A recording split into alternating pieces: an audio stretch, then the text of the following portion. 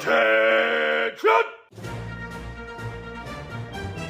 Welcome to the Film Mages Podcast, where the popcorn is our ammunition, the couch is our foxhole, and the cinema is our place of worship. Now let me see your war face. Ah! Goodness gracious. Take two, let's try this again. Oh, okay, you're going to come right out with it? Of course I am. Yeah, Hello, that's fine. everyone. Why not? Technical Hey, we're difficulties the out Film here. Major. I gotta be upfront with our audience. Yeah, hello. They love that. Hello, Film Major listeners. Happy holidays. Kind of. A little, I guess we're a little late. Hello. Yes. Happy 4th of July. We hope you had a good and safe 4th of July. I hope you still have all of your fingers. Yeah, I'm Zach. I'm Mick. I'm Alexis. Can I say it again? What did you say? What did you say? I already forgot. That you said on the 4th of July you were, quote, that I rode realized hard I'm- and put away wet. Yeah, I'm why don't you let her Alexis, say and I it? was rode hard and put away wet because that's how I feel. I There we feel go. broken. Oh, wow. So, yeah, fun thing that happened to me yesterday on the 4th of July. I was walking out of the locale where I was at my 4th of July party, and people were setting off fireworks in the street. And someone was setting off a Roman candle, and it hit the ground once and bounced up and dinged me right in the shin. So, despite me not really lighting fireworks off myself, I still received still got hit. a firework-related Wow. injury. And then, as I was walking down the street, a guy was like, "Hey, man, come light this off." And I was like, "Oh, no, I'm trying to go home." And he was like, "Come on, man, be a kid again." And I was like, Yeah. I mean, he's got me there. He's got me there. What can I do? Yeah. I saw this True. meme where it's like, kids, do not set off any fireworks. Let the adults that have been drinking all day do it. Truer words have never is- been spoken. It's so Yeah, patriotic. no, honestly, I look back at that, I'm like, wow, that was not good. But yeah, no, I spent my lovely 4th of July in Venice Beach, where it's just I got completely creamed by a wave. Like probably the most my whole life.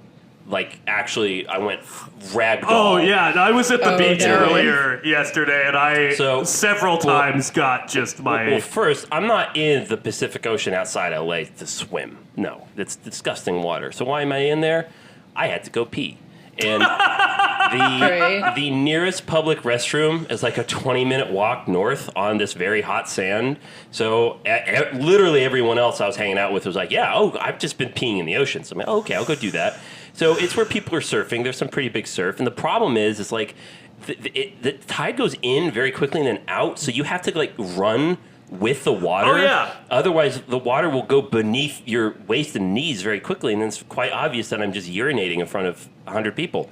So I'm going back and forth, and I don't know, like, you know, you've been drinking a bit, you have to pee a lot, but never has it felt longer of a urination than when I'm doing it in front of hundreds of people, and I'm having to run with the waves. And then I got completely creamed while I'm urinating. Just got flipped upside down. Completely flipped upside down. So do Urinating. you, That's do one you of my think you sea actually salt got in my some of your head. pee like flipped on I think you? so, because I'm very familiar with the taste, and I got a little bit of it. Oh, dude, You're a salty come sea on. dog. I got literally. I was a salty sea dog. But I got horrendously sunburned. It was awful. And Yeah. for the record, I reapplied twice. Yeah, I put on sunscreen too, and I Multiple don't times. burn very easy. Didn't matter. My favorite thing to say yesterday, every time somebody was like, "Oh man, yeah, I did end up getting a little sunburn," I was like, "Damn, you know who's not sunburnt?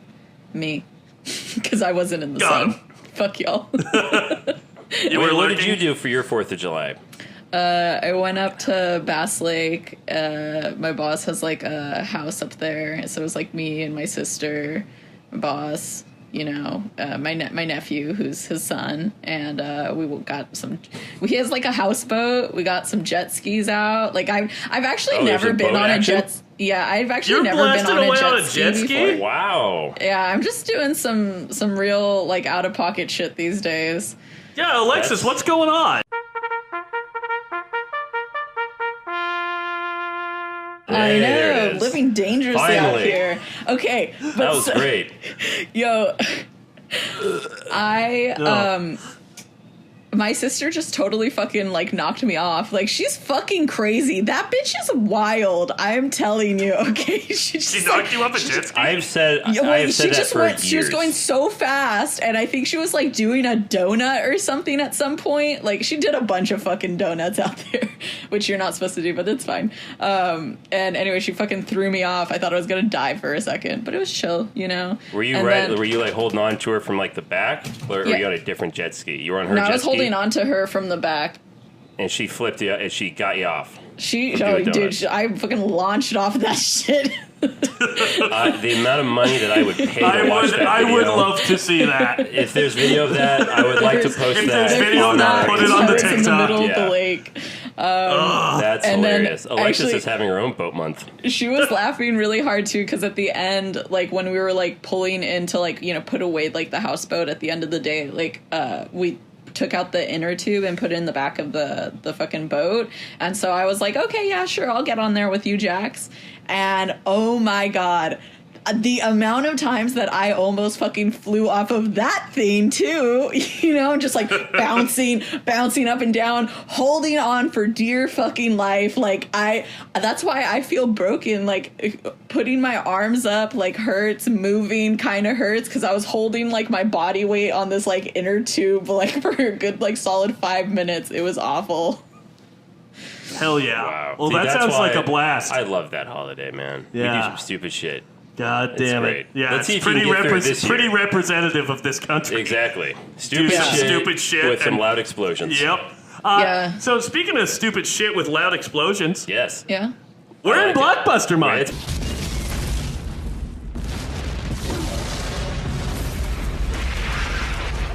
Blockbuster Month. It is Blockbuster Month. And have you guys been busting any blocks? Have you been watching any films? I busted out a block the other day. Ugh. I hope you wiped. I'm not kidding. I did not realize what that sounded like until after I said it. Please, I don't love that you were doing busting that. Glocks? He said he was busting out a block, and I'm like, dude, we share a bathroom. You need to, bust a couple fewer blocks. Busted a see, now I'm going to say bust a Glock. For that, okay. See, now I'm just thinking of like busting a cock, which is more believable, to be honest. Who's busting their cock? Okay. Oh, God. Let's regather. Let's recollect. I'm gonna take this segue that Zach so lovingly put up there. I did bust a block by watching the new Indiana Jones and the Dial of Destiny. Crazy. Directed by James Mangold. And have either of you seen it yet? No. No? Are either of you planning on seeing it? Maybe. So that's a no from both of you. I might let's see be it. honest. No, there's a solid chance I'll see it. They went the sci-fi route again. I'm not going to say how. She's very pretty. Did you see that? Okay. Are you ogling our neighbors? She's not. She's a visitor. I've never seen her before. You don't know that. Why? Okay. Cataloging them, I see. Seeing who might have the tastiest gams. Mick, By continuing God, she looks like to a real battle axe. Good the God. gams on her, by golly. Jimmy Stewart in Rear Window just nice to see a woman in spying flats on again. women in our apartment complex out by here. golly, it's very nice indeed. I guess if there's a murder, then Mick will be the first to know. Yes, that's true. Because he's going to do it. That is true. You still haven't asked any questions about all that mystery meat in your freezer, Mystery meat? Yeah, mystery meat. Yeah, Like all what? that meat that you keep bringing into our apartment in unmarked bags. That's tofurkey. Oh, yeah. Is that what we're calling That's it? tofurkey. Mick, how'd you like the I movie? don't know. It What looks movie? like it's a strange Indiana Jones. consistency. It was good. Indiana Jones and the Dial Are we of talking Destiny. about the meat or the movie? The meat.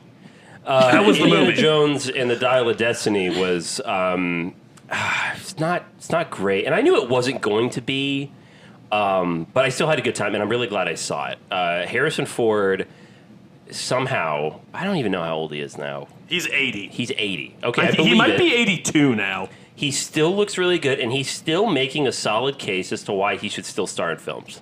I'm not even saying that. I don't think that's hyperbole. I'm not being nostalgic about it. He's just very, very talented still. The first half is a little messy. It's just juggling so much different things. But Mads Mikkelsen is fantastic. Phoebe Waller-Bridge, quite honestly, I think should star in her own film. She commands the screen every time she's on it. She's fantastic. She's so charismatic. The ending, I wrote in my review that it kind of feels like it shit the bed a little bit, but you know what? I'm kind of looking back on all the other Indiana Jones movies and where they go, and I'm kind of like, actually, what they do in the fifth one isn't that crazy, because there's also some pretty wacky shit that happens in the first four. I'm not going to lie. So I'm going to go a little softer on that, but John Williams delivers his supposedly last original score, which is really sad.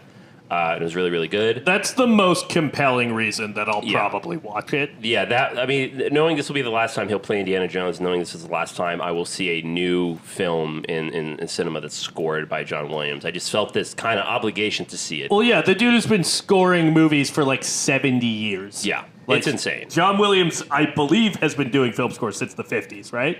I think so. I can't correct you on that one. But yeah, no, it's I don't know. It's a mixed bag. It's a mixed bag for sure. There's an annoying child character in it. Again.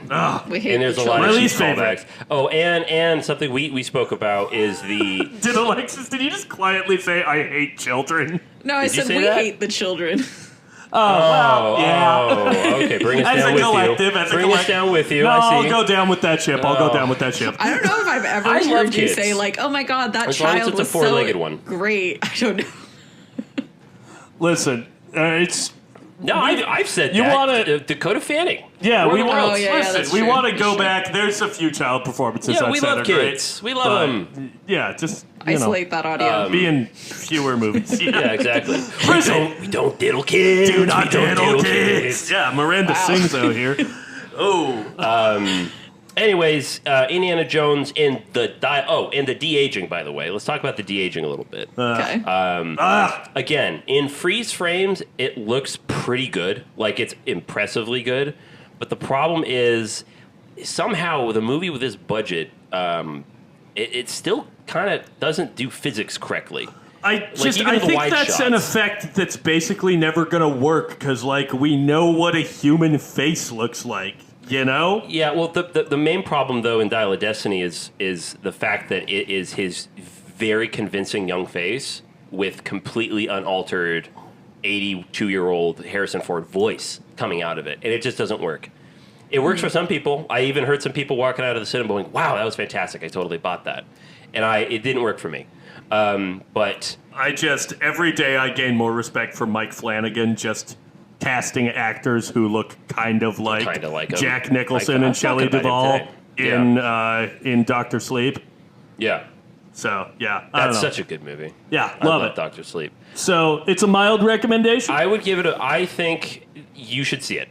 I'm giving it the stamp of approval. It made me cry, pass the Mick test. Okay. The ending got The me. Mick test is the easiest test to pass. Yeah, but it's important to me. And when it passed, man, I was like, okay, it got me there. It did get me. You got off? Damn.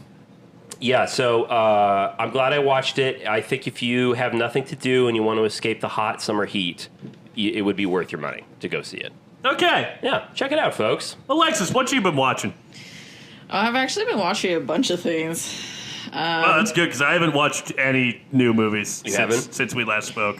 Nah, I've been going to the beach. I went to the zoo. Failure. I went to the San Diego Zoo. That was Oh, nice. really? Yeah. You went to San Diego? Yeah. I did a Wow. little day How was trip to that? San Diego. That's great. Yeah. A day trip to San Diego. was lovely. That's great. I had a I great love time. that for you. On the weekend. That was awesome. Thank you. That's great. What was I doing this weekend? I don't know. What was I doing? I can't even remember. I have to lay off the Alexis, sauce. what movies have you been watching? Oh, I went and saw Past Lives in theaters. Ooh, I'm going to see that tonight. Oh, Did yeah. we talk about that in the last episode? You talked about it, You but talked about it Alexis because you hadn't had just seen it seen yet. it. And Yeah. I Oh, was okay. planning, because whatchamacallit, I have to, sometimes for like those more, I guess, not really indie, but more... Artsy fartsy is the Yes, technical term. I guess that's how I would put it. I don't know. Fresno's kind of conservative, so sometimes I got to wait for shit to like pop off over here. But yeah, I loved it. The movie's basically That could be the just slogan of Fresno. You have to wait a little bit longer for shit to pop off over here. I mean, not everything. Ooh. Hey-oh, gang wars. Dark, I dude. went with my mom and my sister. So like I would say like if I mean, I know Zach, you're gonna go watch it, but other people should definitely go watch it. It's like one of those movies. Like sometimes it's not really about like destiny or looking back on things that like could have been. It's more about life as it is and life as it is in the present, And I was like, oh, I really appreciated that, and I fucking teared up too watching that movie. The part where the husband talks about how she dreams in Korean. Interesting. Yeah. Okay. Yeah, so Zach, if you don't cry, you're an asshole. Yeah. All right. you're We'll a see. No pressure. I pressure. feel like I am the toughest nut to crack. Yeah, you are. Yeah. When I love how you guys accuse me of being a serial killer, and the one who has the least emotion is you, Zach. at films, Like, come on. it's harder to get me to cry in a movie. Although I think some of that is maybe but just doesn't that you heartbreak feel guys. better in a place like this? I think that some of it is just that you guys are, older. You're closer to the grave. I'm feeling it, because dude. I'm not gonna lie. I found myself becoming more emotional at movies as I've gotten older. That's like, great. I basically never cried during a movie when I was younger. Uh-huh. Aside from like a few rare cases. Right. And it happens more frequently now. That's so good. I can be moved to tears. That's good. But you That's still crazy. got to work to get me. Interesting. I still got my walls of toxic masculinity up, and you got to work to bring them down. Well, we love that at the Film Majors. I don't know. I feel do. like I'm tanned leather at this point because when I was a kid, I could watch like a movie like 20 times and like cry, like sob the same amount every single time that I watched the fucking movie. Yeah, I will be mentioning that about today's movie, by the way. Something relevant to that. Hell yeah. I also saw this Sorry, keep movie going. called Dream Lover from I think it's like 1989 or something like that, with James Spader and this girl, Roland Emmerich. She's from Twin Peaks. She's I think Shelley or Shelby, the waitress in that series. But yeah, that movie was just balls to the wall, like crazy. Like this man he gets divorced, right? Okay, and then he's on the hunt. He's looking for the one, and so he does. He finds her. He finds his dream fucking woman, and she turns out to be a fucking like psychopath, And I've been there. I've lived that. That's a feature, not a bug. Yeah. That sounds great. I have lived that. yeah, So like he gets this is- like this is an aspirational story. Yeah. it was like leaving the Criterion channel, so I was like, oh, you know what, I'm gonna watch it. And like, is it okay if I just like do like a little spoiler alert about this movie? Because like, Sure. okay. You know what? Go for it. All right, he gets like institutionalized by this woman, okay? Like straight up, Hot. like gets put away. He gets 5150'd by this So woman. she drives him to madness through her madness. Kind of. Or she convinces. It's got a little Gone Girl kind of aspect where she's like kind of fun. put everything in line to get him like institutionalized and to make him sound That's the- delusional and that's the crazy. hot- So she's a plotter. That's the She hottest is. thing She's that a can schemer. happen. Little woman who The plots. worst kind of conniving woman. Goddamn. Yeah, and then What's and her then number, he fucking though? kills her in the end. He fucking strangles her to death because he's like, you know what was the flaw in your plan? That I have nothing to lose now. And I was I'm a like, toxic man. yeah, chill. And I don't know. I was Daddy, like, chill. that's crazy. That I just watched that. Yeah. Well, okay, question. How come you gave it 2.5, right? Yeah. So does that mean, because for me, 2.5 means that I'm emotionally inactivated. Yeah. Like that's a neutral thing. Is that how you felt about it? I mean, not. Because it sounds wacky. It's a little wacky, but I mean, like, I think the movie's like not inherently like great, and maybe it does have like, it's a little misogynistic, but also it was really fun. So I don't know. I may have to like revisit that at some point in my future life. I'm love James intrigued. Spader. Yeah, I do. That the draw of it. I was like, oh, young James Spader, something else to add to. I was just looking at Stargate today. Yeah, the and I was director like, that we're going to be discussing today started his career a young working with a young James Spader. and a G.I. Joe looking Kurt Russell. Yeah. Which I'm Interesting. intrigued Kurt about. Russell with Ever one of the since I was a fucking kid, I wanted to craziest see that. haircuts I've ever seen on a person. Yeah. It's a crime what It's they straight did. out It's a of Starship crime what they Troopers. fucking did to his hair. We'll get into that later. Oh my god. Yeah. I'm not sure why, but we should. Yeah. Because it's not really relevant to what we're talking about. But But it's relevant to me. All right.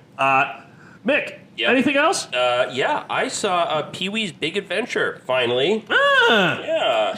I Which- fucking love the score to that movie. It's so good. It's a good score. Is that Danny Elfman? Danny Elfman does a very good job. Kind of Probably. makes, well, it doesn't make the movie, but it really helps the movie. So that's a film that I have long avoided because I've seen some clips of it and it drives me up the walls angry. It just annoys me. I think it's an annoying performance. Everything about it is just cartoonish and obnoxious. But I've seen it out of context. I've seen it in clip form. This was the first time I've seen it from beginning to end, and I saw it at the Forever Cemetery, Cinespia. So if you're not from LA, basically that's the large cemetery in the middle of Los Angeles. it's in Hollywood. It's in Hollywood. They convert part of it to be basically like a very large outdoor drive-in theater. Except you don't drive in, you walk in. You make picnics and you get high, you drink, and it's great, and it's literally like thousands of people that are there. And it was the 4th of July showing, so they had a huge fireworks show after, which was really cool. Had I not seen Pee-wee's Big Adventure in that headspace and in that situation, I probably would not have enjoyed it. I might not have even had finished it. Like, it's such an acquired taste. But what allowed me to access the film was that situation. So I was able to kind of just put all of my bullshit aside and just watch it. And I'm watching it amongst a crowd of a bunch of adults who grew up watching it, so they love it. And I'm really glad that I watched it because when you put your guard down and you watch for what it is, it's actually very funny. It actually has a really good screenplay. I forget the name of the guy who plays Pee Wee Herman. Paul Reubens. Paul Reubens. Is he problematic? He's No. Okay. The thing that Paul Reubens got in trouble for in the past is Yeah, what fucked is up. that? I'm getting on my soapbox. He Okay. got Climb up. blacklisted from Hollywood for jacking off in a porno theater. Wait, really? Yes, Oh. that's what the Stupid. theater's for. Yeah. He's an adult. He can go there and beat his meat if he fucking wants to. But he That's got true. fucking demonized and blacklisted because he was like a children's entertainer. But you know what? He was off the clock. He wasn't jacking off in front of kids. He was jacking off in a porno theater around other adults where he was supposed to be. We love kids in this Just show. exercising And we his want to right. protect Don't jerk off in front of him. Exactly. You know what? I think Zach just says it best. But no. So the movie. I'm against it. As I wrote my review, it's very much like Bicycle Thief meets Blue's Clues. Like that's the whole thing. It's a guy Yeah. trying to find his bike. Yeah. There's some Large Marge is a wacky character that you see for a little bit. That's the one scene I've seen very from Tim Pee-wee's Burton. Big Adventure. This is a fantastic first film from Tim Burton. I had no idea that was his directorial debut. Yeah, But I knew that because I did a project on him in 5th grade. Nice. How But precious. there's some. Yeah, it's a good screenplay. Pee Wee Herman has some funny quips about how he's a lone wolf. He can't be like he's a rebel. It's fun. I had a good time. I'm glad I saw it. See it inebriated. But actually, my point is like if I were to now rewatch it now, I think I could watch it completely sober because I was in the headspace that I was when I first was exposed to it, I can appreciate it for what it is. Okay, So now I can watch it sober and have a good time. nice. So yeah, Okay, it was good. Check it out if you're drunk. If you want. Alexis, you seen anything else? Yeah, as a quick side note, I was at Rasputin's this week and they had like a shit ton of Blu-rays for just $2. So I got like a bunch of Nice. shit. And like one yeah. of them was Mission Impossible Proper. Ghost Protocol. I have not watched Hell yeah. I have not watched it We yet. don't even own that one. But, just give me Yeah, it's some crazy. time. I will have watched it by next week, I promise. Okay, you know what? Mick and I did watch, by the way. Oh yeah. Done. dun dun dun dun dun dun dun dun dun dun dun. I feel like it's just gonna be stuck in my head for the rest of my life. That Yeah, music. it will Oh be. my You're God. welcome. You're welcome. Yeah, we watched Mission Impossible Rogue Nation. We did see Mission Impossible Rogue Nation. That's right. And, I'm trying to keep track of which ones we've seen now. Technically, you know what? No, let's save. We have seen all of them now. Yeah, because the reason I'm confused is because we also watched Fallout. Yeah, so we I'm did. like, which one are you going to talk but about? let's keep it to Rogue Nation Let's for now. keep it to Rogue Nation. That's the first one directed by Christopher McQuarrie, who is the only director who has returned to the franchise. Yep. He directed Fallout, and he is directing the upcoming Dead Reckoning Parts 1 and 2. Woo. He's kind of become Tom Cruise's guy. Yeah. He does script punch-ups on all his movies now. Yeah, because Christopher McQuarrie, he wrote the screenplay or co-wrote Usual Suspects, right? Yes. Right, and then he did punch-ups on Valkyrie. Yeah. And that's how they really met. Yeah, and he right? did punch-ups on Ghost Protocol as well, Right, and right, then right. that's how he ended up directing Rogue Nation, which I thought, again, fucking kicks ass. No, it's so Very good movie. It has my favorite Mission Impossible sequence in it, set piece, you might say, which is the Austrian opera. Yeah, the opera of sequence Turnandot. is fantastic. It's insanely good. It's so well blocked out. You get such a great understanding of physical space inside this giant auditorium with the light box, the catwalk, the wings of the theater. It's fantastic. It's so well orchestrated. It introduces Ilsa Faust, as played by Rebecca Ferguson. Oh my who God. is fucking incredible in those movies. I'll never forget when I saw this in theaters, and she turns around. We see this beautiful woman, and she turns around, revealing it to be Rebecca Ferguson. I did not know who it was. I had never heard of Rebecca Ferguson before, and when she turns around and you see her face, was when I remember I've never quite had a moment before where I'm like, I instantly have a crush on somebody. Like instantly, I knew it in that moment. She's so beautiful. She has a classic Hollywood look to her. She's just so, and Especially with the way McQuarrie lights her. absolutely. Too. It's so, and I'm so excited that Rebecca Ferguson is in so much shit. Yeah, Speaking she of fucking Dr. rules. Sleep, she's so good in that movie. Yeah. All right, so yeah, let's make it quick on Rogue Nation. Again, huge fucking fan. That is the movie that features the iconic "Hunt is the living manifestation right. of destiny." Yeah. and he has made you his mission. Yeah, which let's talk about Alec Baldwin for a second. Are we going to talk about how Tom Cruise had some insane amount of foresight as a producer to be like, let's kill Alec Baldwin off? No, spoiler alert, by the way, Spoiler for alert. Alexis. Jesus. Well, it's fine. But no, what I want to say is Alec Baldwin is so good in this movie. Yeah. He delivers his lines so well. He's just God. Every scene Alec Baldwin is in this movie, I think he's my favorite. Director? Yes, director of whatever branch we wanted to say, because I don't want to spoil anything. But he's a director. He's director of the CIA. Yeah. And he's so he's good. my favorite suit in all of these movies. Yeah, which is saying something 'Cause because Kit Rich. we get Kit Rich, we get Anthony Hopkins, we get Lawrence Fishburne. Yeah. I mean, halal, and we get Tom Wilkinson. Yeah. In Ghost. In Briefly, in Ghost Protocol. Ghost Protocol. That's right. So good. Yeah, and now Simon Pegg, I believe. No. He's in the field in Ghost Protocol. So we're. Yeah, he's still in the field. That's right. We get Ving Rhames back. Yep. It's fantastic. Luther. We love Luther. Lexus, do you love Luther? Who's Luther? From the first one, he helps Ethan break into the CIA. Ving Rhames. Vin Rhames. Bald black man. Does he look like a bitch? Then why are you trying to fuck him like that? Exactly. He's in Pulp Fiction. I think I know who you're talking about, but it's not Okay. popping up here. It's not popping. All right, that's fine. Let's, That's okay. Let's wrap it up on Mission Yeah. Impossible talk because Alexis got talking about Blu-rays and made the mistake of mentioning Mission Impossible. Yeah, Moving on. that One was more thing. my error in judgment. Yeah, Personally, one more thing. So I'll take We the fall spun for this. off, and I apologize. This 4th of July, when I was at Venice Beach, you know how they have sky banners in Yeah. the planes? Guess what? They had a plane flying over Venice Beach, had a sky banner for.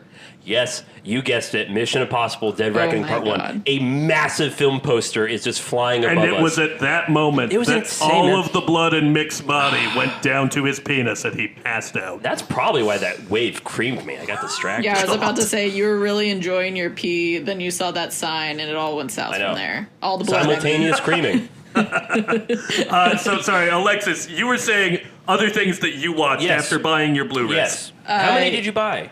Like 6 or 7. There was a couple things that I rebought them. Like they're movies that I already have, but like they're DVDs that like I think are probably kind of scratched probably. So I was like, I'll just rebuy them because they're only $2. Like what a deal, guys! Yeah, we love a good deal. I watched Barbarian with my sister, and she hadn't seen it all the way through. And I just love that we're the same type of maybe going to be murdered, because her first reaction when we started the movie was, wow, he's actually kind of hot. I don't know. I think there's Which just something one? about his face. Bill Skarsgård. Oh, Bill Skarsgård. Yeah. And I was like, why are we literally like the same fucking person? This is terrible. Yeah, We Alexis both get- texted me about that. Yeah. And I was like, you are going to get murdered, or, as you said on our Barbarian episode, bundied. Bundied, yeah. Bundied, yeah. And then we watched Dirty Dancing Havana Nights because I was feeling like, ooh, Diego Luna, I haven't seen this movie in so long. This movie has some of the worst editing I've ever seen in my life. Well, It is so bad. Like I was watching like how fast the edits were, but it was like I was like, but what am I getting from this person's like expression that I wouldn't have just got? Like I don't even know. It was terrible. Like the timing of the edits was bad, but goddamn, Diego Luna dancing in a nightclub, a sweaty fucking nightclub, that is my sexuality right there. That's my fucking sexuality. You have so many sexualities at this I know. point. You know I'm what? a very I'm having varied, trouble keeping varied track. person, you know? Yeah. Listen, she contains multitudes. She I does. do. She contains large, girthy fingers from Adam Driver. That's for sure. There it is. There it is. I was waiting for it. You don't even talk about containing those because you'll just get me started on something else. So moving on. Okay. I think you it's have- time for us to hop out. Our trigger is Mission Impossible. Your trigger is Adam Driver's Adam fingies. Driver's And I'm- fucking meat fingers. And it's time for me to trigger us hopping out of what's going on.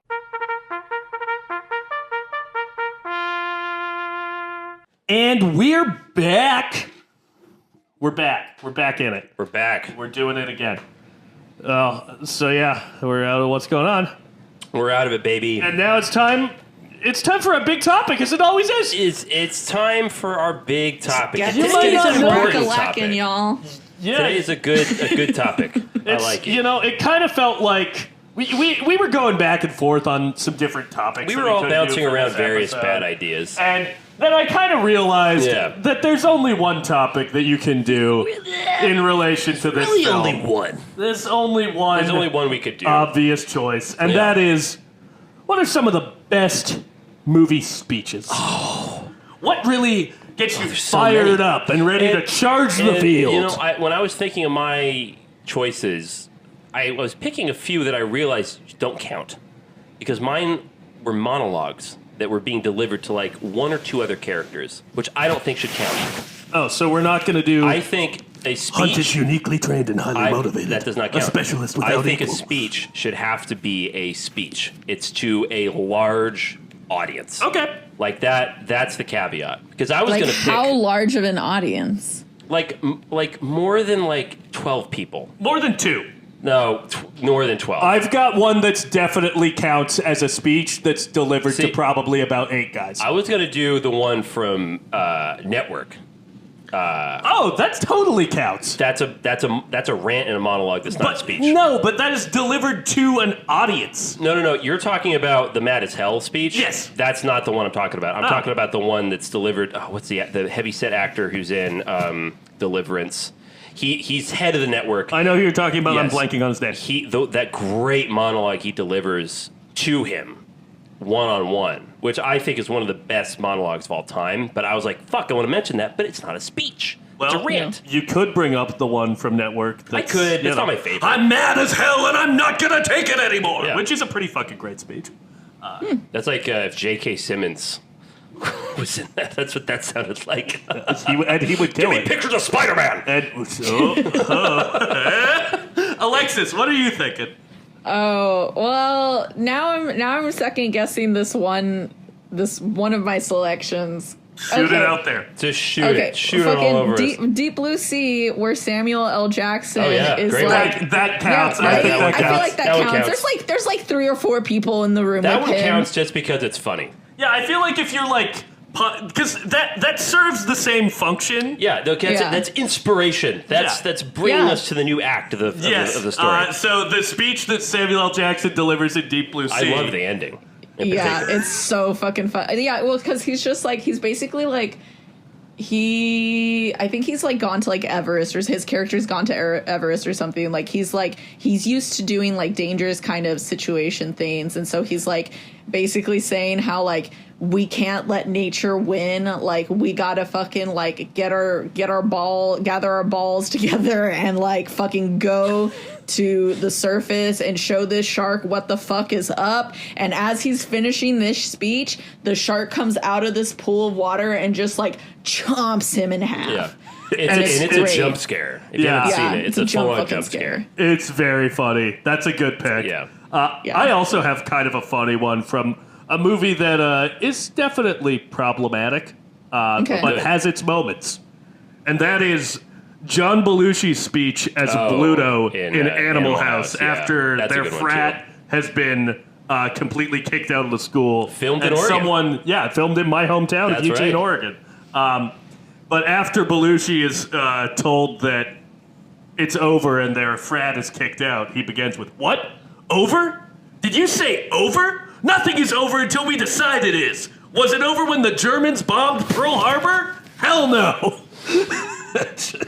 Yeah, Jesus. that's classic right there. Yeah, an incredible speech that builds to another character saying, "We gotta take these bastards. Now, we could fight them with conventional weapons, but that could take years and cost millions of lives. No, in this case, I think we have to go all out. I think this situation absolutely requires a really futile and stupid gesture be done on somebody's part. Yes. And we're just the guys to do it. Yeah. Let's do it." Nice. Good speech. Good speech. I like that one. Solid high point of a movie that's, again, hasn't aged incredibly, but it has its fucking moments. It's a classic comedy, man. That's a good one. Yeah, and lest we forget that John Landis caused the deaths of 4 people on the set of The Twilight Zone. I was talking about that this last weekend. There we go, and it can come up again if... Twilight Zone, Yeah, horrible, tragic accident. Chopped a couple people in half. Caused by negligence. You can watch the video, by the way. Yeah, it's awful. No, it's awful. thank you. Yeah, let's bring it right back down. Let's bring it into the dirt. One of my all-time favorites, which I also think is kind of an important speech, is Charlie Chaplin in The Great Dictator. Yes. That's a great speech, yeah. That's a damn good speech. To the point of, like, when we were going through a lot of protests a couple years ago, I rewatched that, and I was brought to tears immediately. This is what was talking about anti-fascism and just, like, how hate completely corrodes the mind, and how this movie came out during World War II. Yeah. And how the movie was not looked upon kindly at the time, and this movie kind of got the ball rolling with him getting investigated by the House of Un-American Activities Committee, which then made him go into exile to leave our country.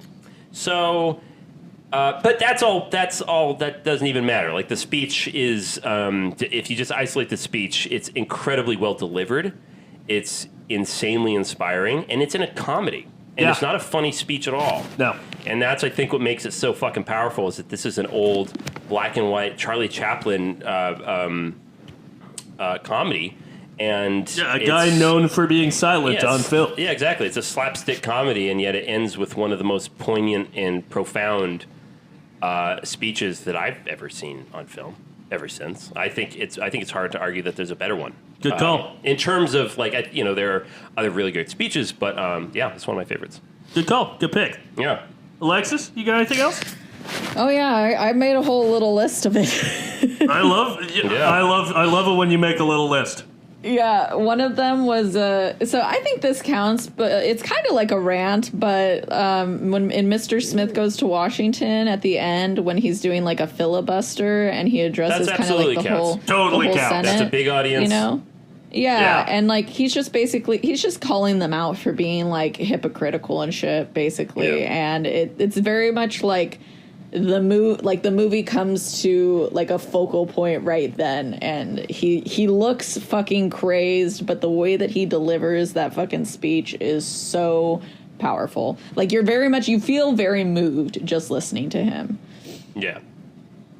So fuck yeah, great pick. Diz thinks that I'm falling in love with you. I think you might be right. Still gets me. Still fucking gets me. Yeah. So I don't know about you, but I grew up. Controversial take here. I grew up watching a lot of Mel Gibson movies. Yeah, let's talk about Braveheart. Oh, yeah. No, I knew it was going to come up. We have to talk about Braveheart. We have to. I mean, it's fucking Braveheart. It's one of the great best. Speech. It's one of the best film speeches of all time. I fucking dare you to watch that movie now and not get chills. When he does that speech. It's so important that you watch videos of drunken football fans from Scotland, and they are reciting... I'm sorry, what fans? Drunken football fans. They call it football. Oh, they play football over there? They play football. Well, so they like toss the pigskin around and tackle each other? Anyways. I'm just confused about what you're talking about, because I didn't know soccer football. Oh, so we're talking about soccer. We're talking about football. Oh, no, we're talking about soccer. Because you know what? Football. They named it soccer back in the day, and then they changed it. Well, they don't it's get football. to. They don't get. It's not. You know what's football? Football is football. Yeah, they That's don't even so fucking... American. You're doing this on this episode of all episodes. Let's go there. Because the only time in the whole fucking game that a foot comes into contact with the ball is when they kick it into the end zone. That's not true. Yeah, That's it's it. really, No, that's it's not really true. handball. When you punt it, when you fucking start a possession, Most of the time there's they're all running with it. kinds It's of like fucking times. rugby. There's all kinds of times you kick a ball. I think it's And much you know more what? effective They to call seeded it soccer early. football because the whole time you're Well, it's kicking not it with your foot. But it's not called football, it's called soccer. If the whole world calls it, the whole world does not revolve around this country, Zach. You should know that better than anybody. I'm just saying, if they named it soccer to begin with, why change it? I don't know. Yeah. Now But there's another sport called football. Just to be greedy. That's the Americans. Just to be British. That's what it is. Just to be British it's about not it. British. It is British. Oh my God. You're talking about Scotland. I started dissociating so hard, the only thing I could hear was like some fucking Spanish telecaster going, "Goal!" while you guys were fucking arguing about that shit. Okay, wait. What do you want to say about Braveheart? Oh my God, Braveheart! Can I read the little, like the short little scene? What short little thing? The speech? Yeah. Sure. Sure. Anyways, so Wallace is Mel Gibson's character, right? He also directed the movie. He says, "Sons of Scotland, I am William Wallace." And some young man is like, "William Wallace is 7 feet tall." And Wallace is like, "Yes, I've heard, kills men by the hundreds. And if he were here, he'd consume the English with fireballs from his eyes and bolts of lightning from his arse. I am William Wallace, and I see a whole army of my countrymen here in defiance of tyranny. You have come to fight as free men, and free men you are. What would you do without freedom? Will you fight?" And some man says, "Fight against that? No, we will run and we will live." And then Wallace says, "I fight and you may die. Run and you'll live at least a while. And dying in your beds many years from now, would you be willing to trade all the days from this day to that for one chance, just one chance to come back here and tell our enemies that they may take our lives, but they'll never take our freedom?" Chef's keys, mon perfection. I mean, you butchered the delivery, but still, it's a great speech. I haven't seen the movie in a really long time. It's a great did you speech. want me to like yell? No. A little. No, I did not. A little bit. I wanted you to do your Australian accent when you did it. That would be appropriate. That would have been, because he is Australian. Yeah, he is an Aussie. It's as He's a Scottish Aussie. as John Oliver once said, nothing screams Scottish independence like an Australian anti-Semite on horseback. Goddamn right. Wow. Goddamn right. That's Another good one. That is a great Yeah. speech. That's a great speech. I think that speech is somewhat a lot of like to war men speeches are inspired Galvanizing by men to battle. the St. Crispian's Day speech from Shakespeare's Henry V, which kind of ties into our last episode, talking about my own private Idaho, Henry IV.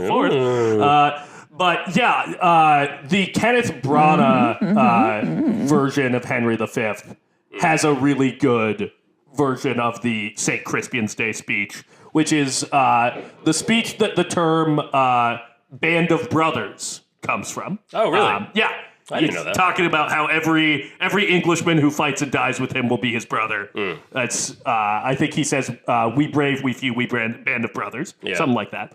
But yeah, it's an incredibly rousing speech, and it was actually cited as an influence on a certain speech that we're going to talk about today. Oh, that's cool. If we want to get into it, do we have some more? I have more. All right, well then let's say some more. I'm going to rattle off. I'm going to rattle off one from a boat movie. Actually, there's two from a boat movie.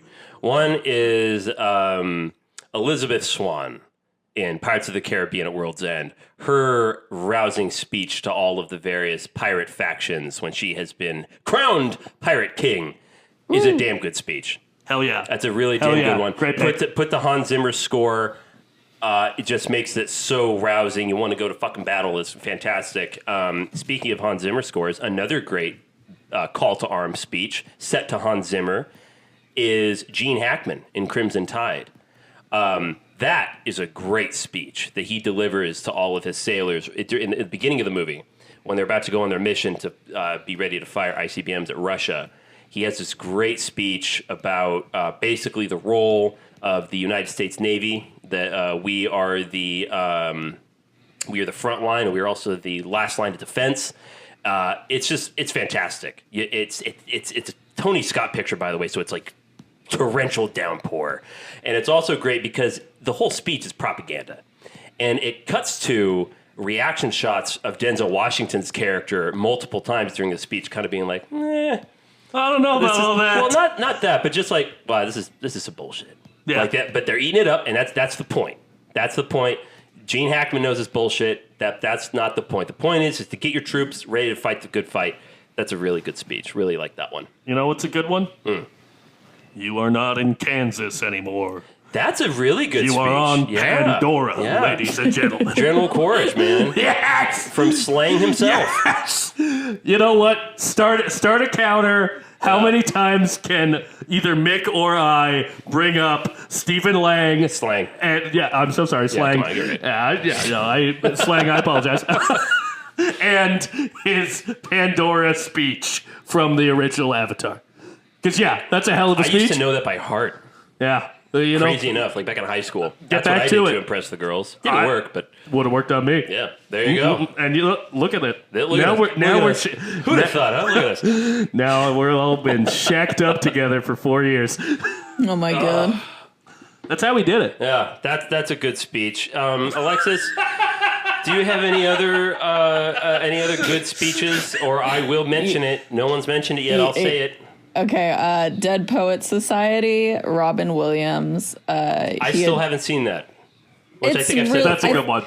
Yeah, I think it's like definitely like a movie that like I think when I watched it, I felt so vindicated in choosing the arts as like my passion, because like when you watch that movie, you truly feel that like art is the reason for living. And that's part of like what one of his speeches is to the young boys, is that like he says, we don't read and write poetry because it's cute. We read and write poetry because we are members of the human race. And the human race is filled with passion. Medicine, law, business, engineering, these are noble pursuits and necessary to sustain life. But poetry, beauty, romance, love, this is what we stay alive for. That right there just like kind of sums up the reason why I'm probably still alive here. Ooh. Yeah. Yeah.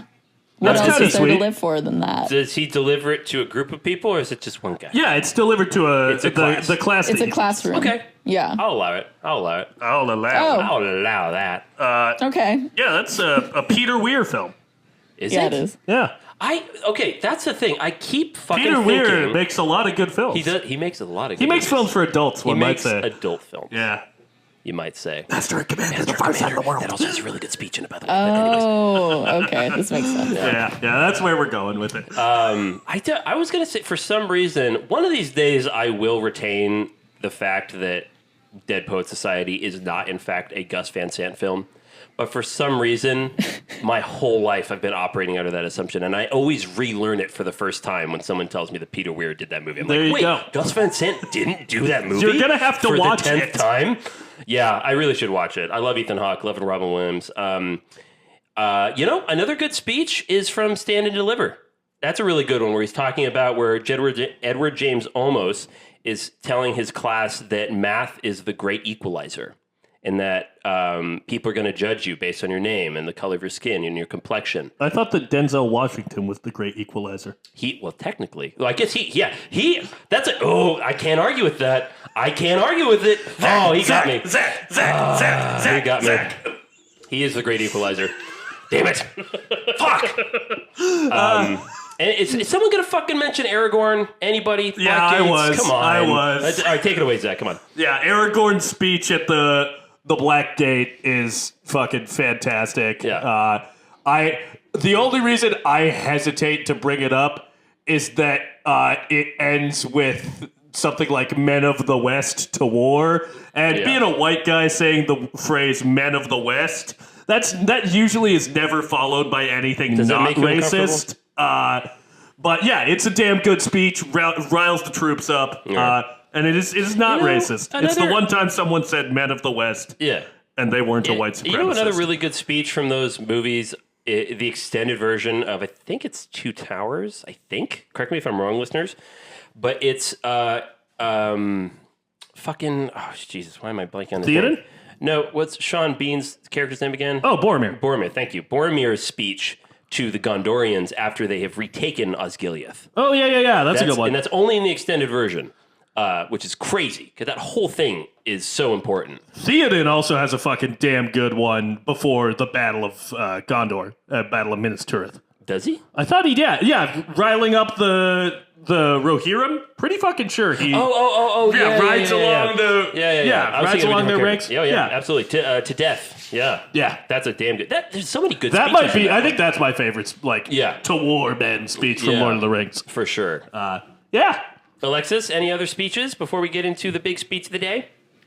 No, James because and the giant all of mine speech? were disqualified for not being speeches to a mass of people. That's not true. Not all of them. You had a lot of good ones. You had some good ones. I think you did good work true. today. Yes, we're proud of Thank you. you. Thank you. I did a little research. Thanks, guys, for You know seeing my who I efforts. would say did even better work? Who? Mr. Bill Pullman. Bill Pullman. As President Tom Whitmore Yes. in In? the 1996 blockbuster film Independence Day, directed by Roland Emmerich and starring Jeff Goldblum, Will Smith, and some other guys, including Judd Hirsch. That's goddamn right. Yeah. Especially Judd fucking Hirsch. So, if you were born yesterday or living under a rock, Independence Day from 1996, as Zach lovingly said, is an epic adventure film. A strange phenomena surfaces around the globe. The skies ignite. Terror races through the world's major cities. As these extraordinary events unfold, it becomes increasingly clear that a force of incredible magnitude has arrived. Its mission, total annihilation over the 4th of July weekend. The last... Is it Jaeger? The last hope... Is it tequila? The last hope to stop the destruction is an unlikely group of people united by fate in unimaginable circumstances. They don't even mention that it's aliens. Wow. Yeah, that's kind of a big thing to not mention in the summer. How do we summarize this film without spoiling literally anything? That's the Google description of Independence Day. I think it's the best way to start off Blockbuster Month. It felt like kind of the only way. It's the only way to see it. I have always said that Independence Day, for my money, is kind of the archetypal American blockbuster. Yes. Like, if I were to meet someone who had never seen an American blockbuster film. If aliens came to Earth, what movie would you not show them? It's this. If aliens came to Earth and they were like, we've heard about blockbuster filmmaking, I would be like, don't check it out. Yeah, don't watch this, please. If I had to show them one that really summed up everything an American blockbuster is in its purest form, it would be Independence Day, because it's got everything. It's got groundbreaking visual effects. Yes. It's got a big cast filled out by like hot movie stars. Yes, like hot as in like they are. Everyone can talk about them at the time. Yeah, like they are the moment. Yeah. It's got big overblown action set pieces. Yeah. It's got one-liners. Yeah. It has a rousing score. It's not a cultural event. It's a pop cultural event. Yes, like that. Like the release of the film has a profound effect on the zeitgeist at the time. Yes. I think Independence Day just sums all of that up so well. I agree. Now, Alexis, had you seen Independence Day before this? I actually, no, basically no. Wow. Yeah. Now, that surprised me when you said that, because every 4th of July when I wasn't setting off illegal fireworks from Idaho with past and future guest Jake Sabat. Nice. I was watching this movie on VHS tape in my home. Yeah. Because I loved it so much. Yeah, it was in regular rotation for me as well. Constant rotation in my household. Like up there with The Mask and Who Framed Roger Rabbit. Just being watched constantly by a young Zach Harris. Yeah. Your sense of humor makes so much sense contextually. Yeah, no, it really does. It really does. Does it? All right. I think so. Yeah. Okay. So Alexis, first-time viewer in its entirety, because you've seen it in bits and pieces, but this was the first time. Yeah. This was like, so basically, Pee Wee Herman to me is Independence Day to you. So what was it like finally seeing it? By the way, over 4th of July weekend. I really love Pee Wee. I really love Pee Wee Herman, though. Uh-oh. I love his Big Adventure. I love that movie. That doesn't bode well. Oh, okay. I think that if I had seen the movie when it came out or when I was younger and I had like some nostalgia to it, I would probably like care more, but I probably will like never watch this movie again. Oh, knife to the heart. Ooh. I know. I'm so sorry, guys. But Alexis, you would all be dead if it wasn't for my David. Oh my And God. yeah, Although, I do love looking at Jeff Goldblum. That man, there's just something about him. Looking like I a don't know what fox. it is, but he tickles my brain. I think he's the hottest in this. I think he's hotter in this than he is in Jurassic Park. He's so capable, I love that. I love that about David a knows what person, he's doing. where they're just Honestly, like, I just thought of this. I don't think anyone pulls off tying a flannel around their waist as well as Jeff Goldblum does. Like that's not a sexy look. No. Especially, riding a bike around with a flannel tied around your waist. Come on, who are you trying to Honestly, impress? he's super nerdy too, and that's like even hotter. I don't know. Yeah. You do love the nerds. You do We all love you the nerds. do love a brainy boy. Yes. Okay. I love a brainy boy. Honestly, like if it taken in the wrong context, he could kind of be stalkerish in this because he like literally like. What does he do? He like triangulates his ex-wife's location in the White House. He's a very using her impressive mobile cable phone. man. Yeah. that shit had me cracking up. But okay, so Alexis, what didn't work for you? What didn't appeal to you? Let's dissect this frog. I guess I'm like trying to think of like what big blockbusters I like have ever really like watched on like a regular basis, and like nothing really comes to mind. I don't know that I just like I'm not really an action person like that. I think we've kind of discussed this before. I did laugh hella hard though when Will Smith like punches alien. the alien. That shit was fucking funny. Yeah. I was just like, what is going on, guys? Yeah. Now that's what I call a close encounter. Welcome to Earth. Yeah. So that works I for don't you. know. Yeah, that worked for me, I guess. I don't know. I don't believe that Vivica A. Fox would have survived that tunnel, like the fire coming. The fucking dog leaping out of the fire. So I was guys, just like, oh my Top God. 10 this moments is so... of human history, not just the movies. Yes. But the thought that I had when that happened was, okay, finally a fucking movie where the dog lives. Yeah, I know. see, Alexis is on the edge of her seat going, I swear to Christ, if they show me one more movie. I was like, I'm sure this dog is fine. They're not going to have done this to me again. Yeah, and you didn't. I'm very proud of you. Well, be proud of Roland Emmerich. Yeah. And Dean Devlin. Yeah. It's a great name, by the way. Okay, so here's a question for you, Alexis. Does it make sense to you that this is the movie where Will Smith really popped for America? Yeah. Became, like, that's a good question. The biggest movie star in the country. This is what sent him to like stratospheric heights. Bad Boys made him credible as an action star. Yes. But then this, like, cemented the millennium, as they call it. You could have him in the same sentence as Bruce Willis. Yeah, I mean, like, I guess so, because, like, the Will Smith's doing Will Smith, you know? And, I mean, like, it makes sense as, like, a prelude to, like, Men in Black, you know? Punching aliens and shit like that, you know? Like, having the audacity to punch an alien like that is so Will Smith. Okay, follow-up question. What are your feelings on Men in Black? What are my feelings? Oh, I love Men in Black. Okay. I fucking live for Men in Black. Good to know. Good to know, because I've had some thoughts about things to talk about next year potentially. Yeah, so that'd be a good one. I do love Men in Black. I do love the impression that you do from. You pull the wings off a fly. Oh yeah. You dare see a fly get even? Yeah. So Vincent D'Onofrio. But so Alexis, kind of further questioning. So like. Does it also make sense that this is the movie that we chose to get the ball rolling with Blockbuster Month?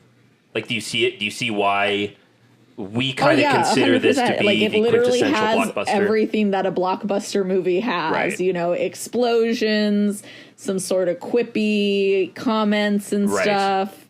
There was a lot of fucking people in there that I was like, oh, I remember them from this movie from the 90s. Great I remember them from character this movie in the 90s. Yeah, so, I don't know. Yeah. Okay. When they're all, let's go DEFCON 3, I was just like, oh my We're going God. to DEFCON Also, 3. I just want to say that that's a weird line because we've gone to DEFCON 2 for like way smaller things, like in real life. So the fact that DEFCON 3 is kind of in the middle, right? DEFCON 3 is like, it's in the mid. It's like mid. Isn't DEFCON 1 like the worst DEFCON we could be DEFCON at? 1 is like you have your hand hovering over the launch button for the nukes. Like that's DEFCON 1. DEFCON 2 is like we are close to readiness for conflict as it can be without actually launching nukes.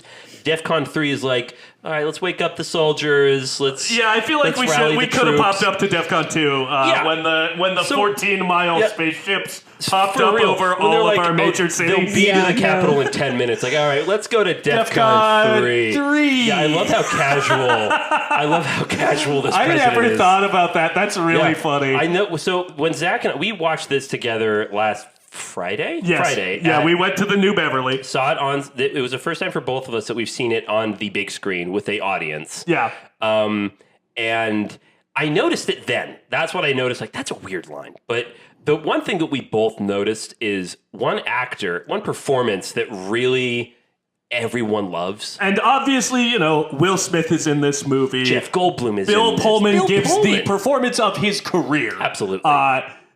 But there's one actor who just fucking popped. Who just kind of mops it up. Everyone loved him.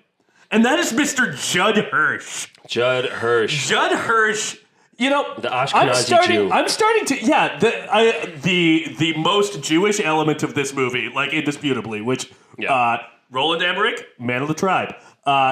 Which we found out about watching that today. Because I was like, this would be an interesting double feature with War of the Worlds. And in fact, they were kind of inspired from H.G. Wells' War of the Worlds in terms of the virus that knocks out the aliens. So they were like, okay, how do we retell this story with a virus? It's a computer virus. It's a computer virus. Which I think is fun. No, it works. I enjoyed it. It doesn't bother me. It's ridiculous, but back to Mr. Hirsch. Mr. Hirsch. Judd Hirsch, I'm beginning to think between this and The Fabelmans, if you add a little bit of Hirsch to your movie, a little bit of Hirsch goes a long way. A dash of Hirsch. A dash of Hirsch? Like, a pinch. I consistently find myself just like his line reading of, "You would all be dead if it wasn't for my David." Yeah. That runs through my head pretty often. Area 51. Area 51. Area 51. You knew that, and you did nothing. Yeah, you had them there with the bodies. Yeah.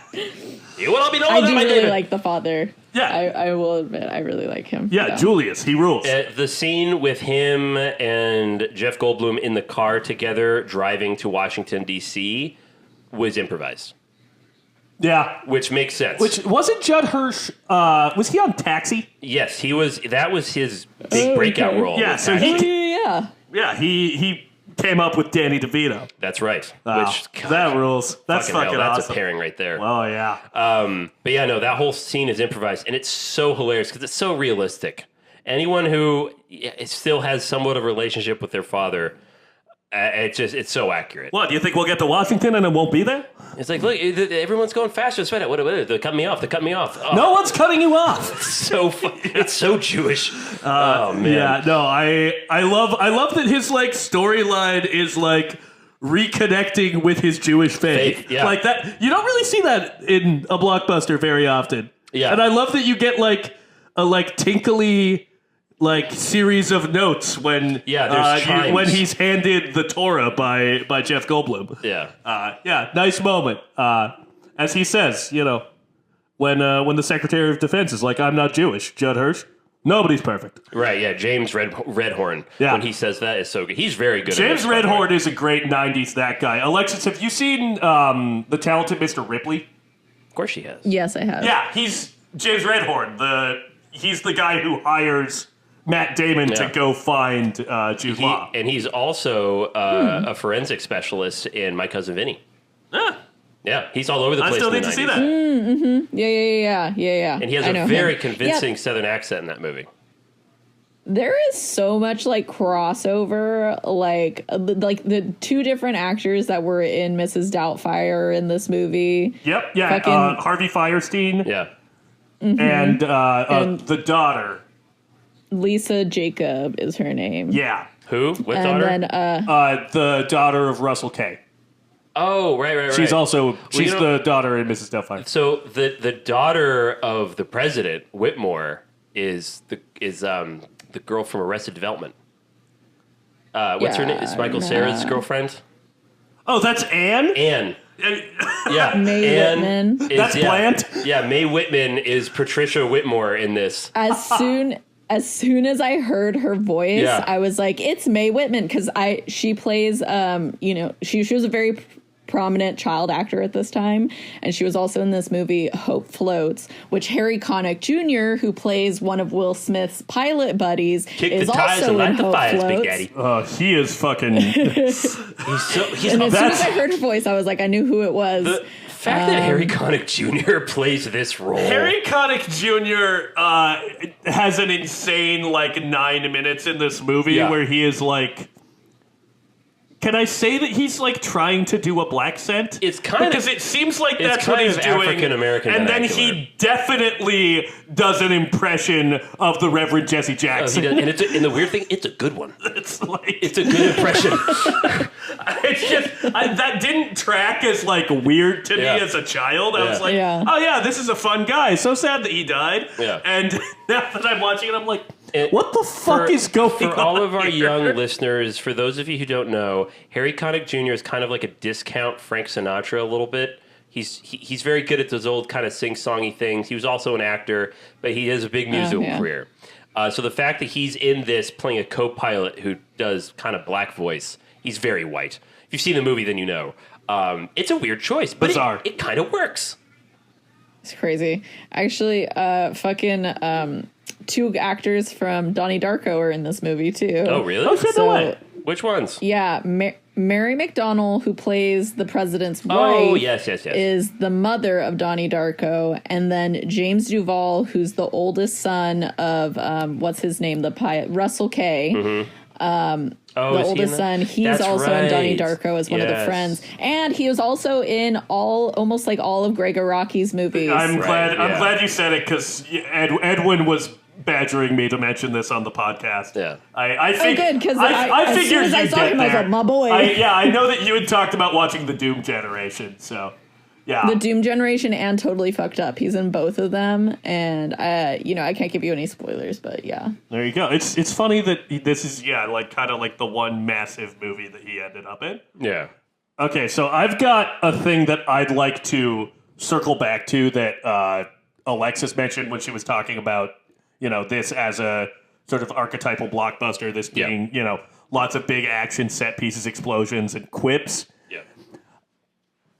Rewatching Independence Day, as much as I love it, and I fucking love this movie, I think that it is in some ways a blueprint for a lot of stuff that I don't love in many blockbusters today. Yes. Like, I think watching this, you can kind of see the formula for many a Marvel Cinematic Universe movie within Independence Day, because there are many moments where you deflate, and in this film, it feels more true to character and doesn't really feel like people are stepping out of the movie. Right. But you get, moments of maximal tension that are somewhat, deflated and made more fun for the audience by characters delivering quippy, often improvised dialogue. Yeah. That's kind of become the bread and butter of the Marvel Cinematic Universe. Yeah. The blue sky beam became a thing in like every single superhero movie of the 2010s. Yeah, this is I'm sure there are movies where this happened before, but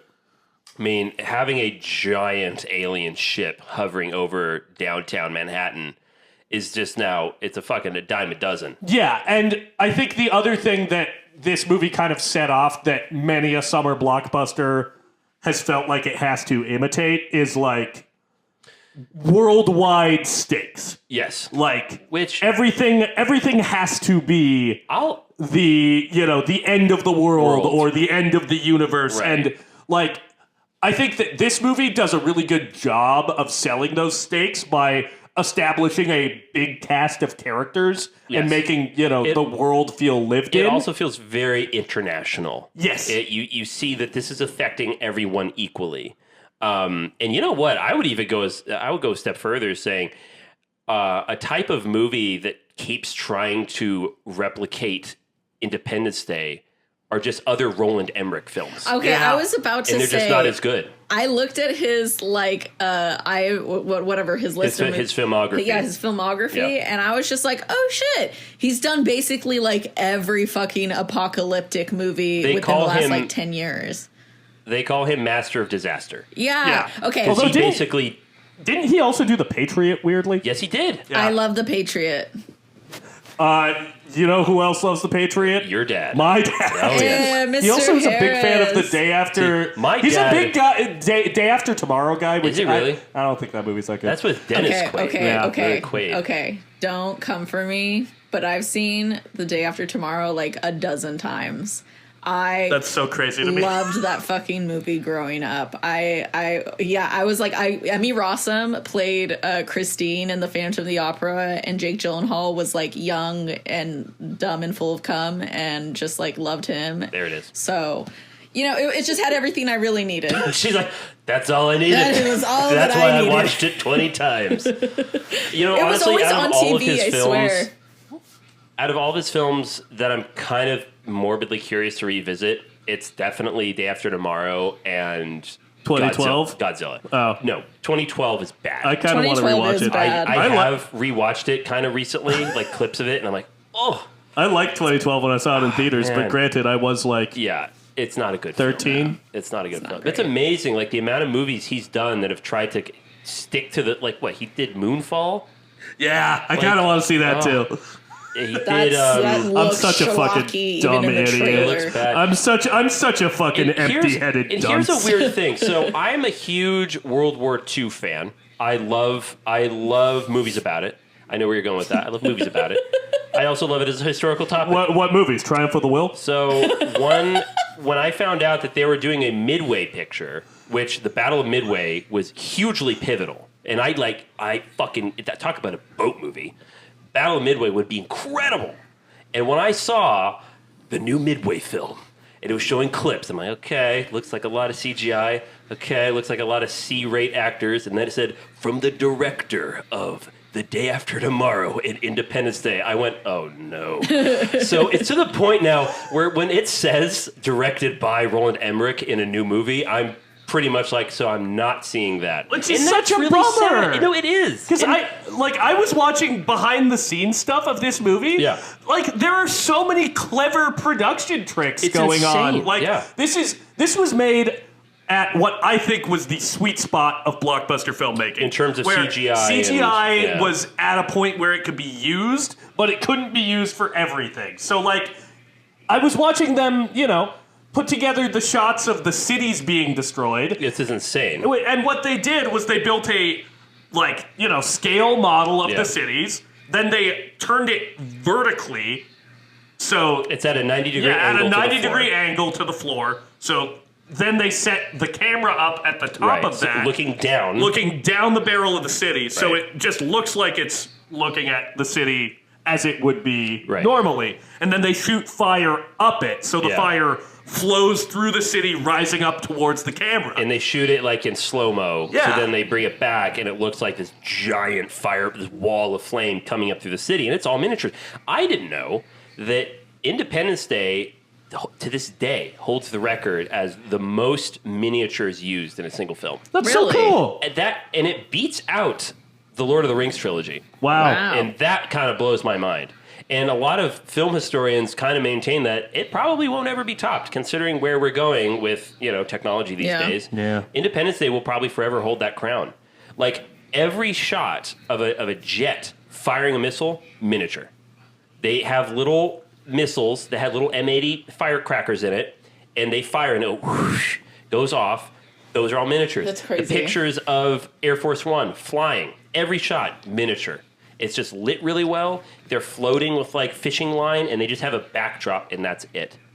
Now, I kind of want it. Speaking of which, let's talk about the military a little bit, because it plays heavily. USA. It plays very, very heavily in this film. Now, oftentimes when a movie that heavily incorporates the United States military and has a big budget, they like to go to the U.S. military and the Pentagon to use the military for the film. And they loved it.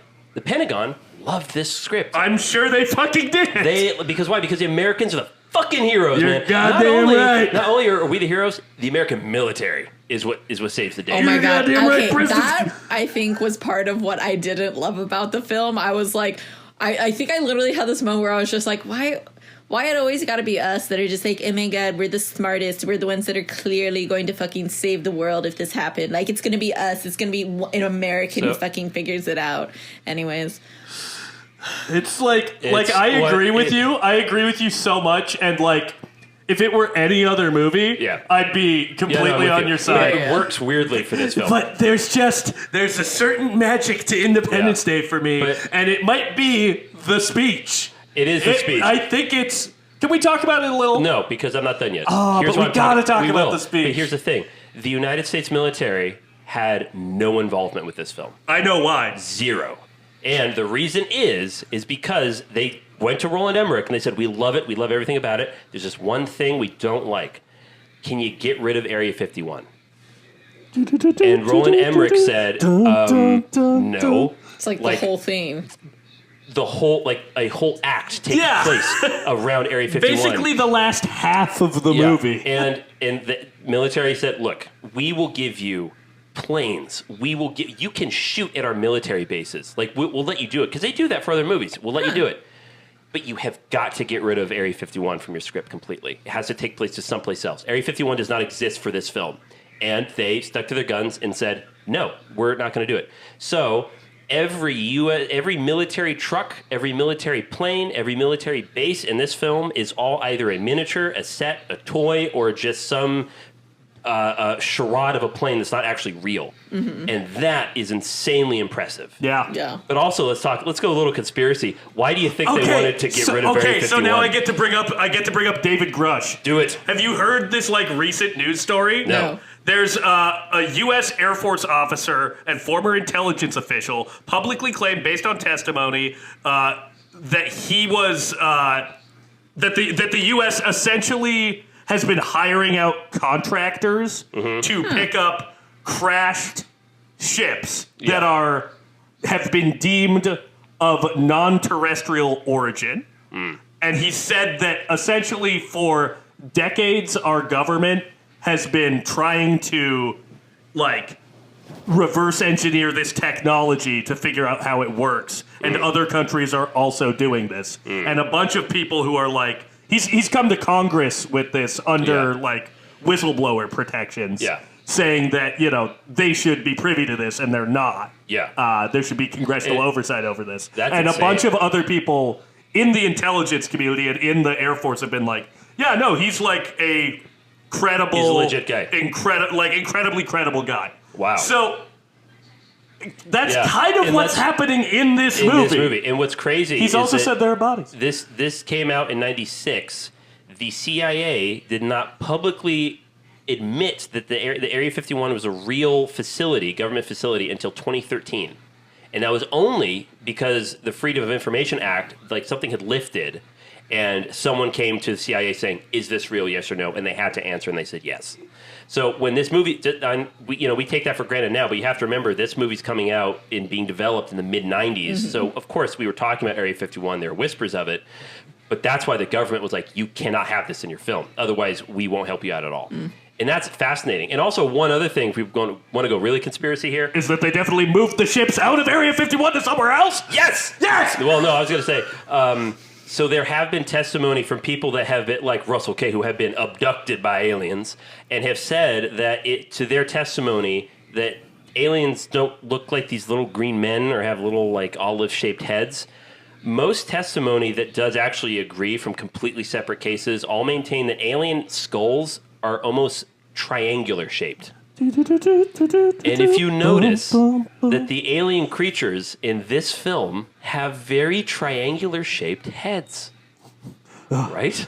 What did they know? What did they know? What did they know? Oh, it's amazing. Quick little sidebar about the alien design. Apparently the biomechanical suits that they're in came about because the team designing the aliens had two different designs. One was a bigger, scarier alien, and one was more the classic gray, and they were let's just fucking combine it. That's brilliant. Which I think leads to a great scene. It also leads to a very disgusting but well-shot surgery scene. Yeah, a wet puppet. Oh, man. We've lost the art of the wet puppet. I know, it's great. Alexis, how do you feel about a wet puppet? How do you feel about wet puppets? How do you feel about a wet puppet? The imagery's a little weird for me. I don't know what you mean. Who's a wet puppet? What wet puppet? Like a puppet. During the alien autopsy. The alien autopsy, the thing that they cut open. Oh, that's a big a wet old puppet. Wet puppet. Yeah. So in the original Alien, when the alien pops out of somebody's stomach. That's a wet ass. That's a wet ass puppet. Okay, then I'm 100% on the wet puppet bandwagon. The thing is almost always a wet puppet. Yes. Yeah. Okay. Then I'm here for it. Slick me up. You're here for wet puppet. She loves wet puppets. Okay. Consensus. Pro wet puppet. I'm pro wet puppet. Slick me up, daddy. And we're a wet puppet pod. Wet puppet pod. But yeah, speaking of alien autopsy, Brett Spiner, who's from Star Trek Next Generation, is so good in this. Yeah. And something that's interesting is his character dies in this film. Very clearly. Originally. And there's even a line from one of the Baldwin brothers. I believe it's William Baldwin. William Baldwin. Movie. Bob Baldwin. He says Dr. Oaken is dead. In the editing room, they cut that line because Roland Emmerich loved Dr. Oaken so much that he said, if I ever end up doing a sequel to this, I want to bring him back. That's so crazy. I'm just going to kind of play to the fact that maybe he was just comatose and passed out when the alien went into his head and wrapped his tentacle around his neck. This, I've seen this movie countless times, and I've always interpreted it as Dr. Oaken is dead. He's so dead. He's pale. His eyes are glazed over. He's a goner. Definitely but this whole so when they play the trailer for Independence Day Resurgence and you see Dr. Oaken come back, I was like, what? They're bringing him back. I had the same but feeling. As it turns out, Roland Emmerich had been planning this for years. And it went so well. And it went great. We've all seen Independence Day. Yeah, we've all, both of us who grew up like loving Independence Day, we both saw it, right? We both saw that movie so quickly. Oh, yeah. Never seen it. Still never seen it. So let's talk about the speech. We want to talk about the speech. We Let's got talk about the Alexis. speech. You had never seen the speech in its context before. I don't even know if I'd ever even seen the speech at all. How'd you feel about the speech? It was a good speech. It was very American, so I was like, all right, I get you. I feel roused. Yeah. You were roused? You were aroused? Not aroused, I was roused in spirit, you know? Well, that makes one of us. I was aroused. Because I was aroused. No, I mean, like, that's just one of those moments where, like, as an actor, that is what you are going to be associated with Yeah. forever. But yeah. He knocks it out of the fucking park. It's so Story well delivered. about that speech. So, in the writing of this movie, because apparently Roland Emmerich and Dean Devlin pounded out this script in about 3 weeks. Wow. Crazy. And this version of the speech was in there. And Like in draft one, basically? Yeah, Dean Devlin wrote it in draft one because they were like, they literally said, we want our St. Crispian's Day speech Yeah. for this moment. Yeah. So, you know, Roland Emmerich has joked like, oh, you know, just, you know, write something as good as Henry V. Well. So Dean Devlin, hell. Damn. Dean Devlin writes this speech out, and Roland Emmerich reads it, and he's like, "Oh, it's pretty good. You know, we might make some edits." And he's like, "Yeah, we could cut it down." Yeah. And they get to the day where they're shooting that scene, Yeah. and Dean Devlin comes to like set in a panic because he's like, "Oh my god, I never edited the speech.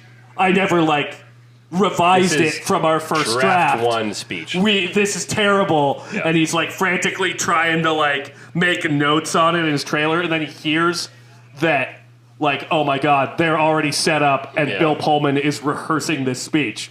Yeah. And it gets to the end of his rehearsal take, Yeah. and all of the extras burst into applause.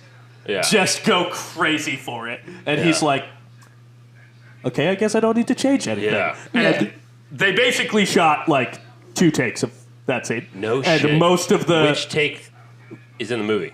Do you know? I think it's A blend. I think it's a blend. I Okay. think it's mostly the first take. Wow. Yeah. Like Wow. that is Is it- an actor that's just stepping up to insane. the tee, Yeah. getting the bat and Fucking knocking into the park. knocking it out of the park. That's crazy.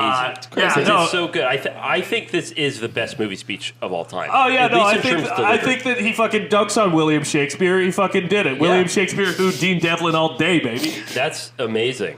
That Should we I'm win the blown away day? to hear that. The 4th of July will no longer be known as an American holiday, but it's the day when all of humanity cried out with one voice. We will not Go quietly into the night. We will not vanish without a fight. We're going to live on. We're gonna survive.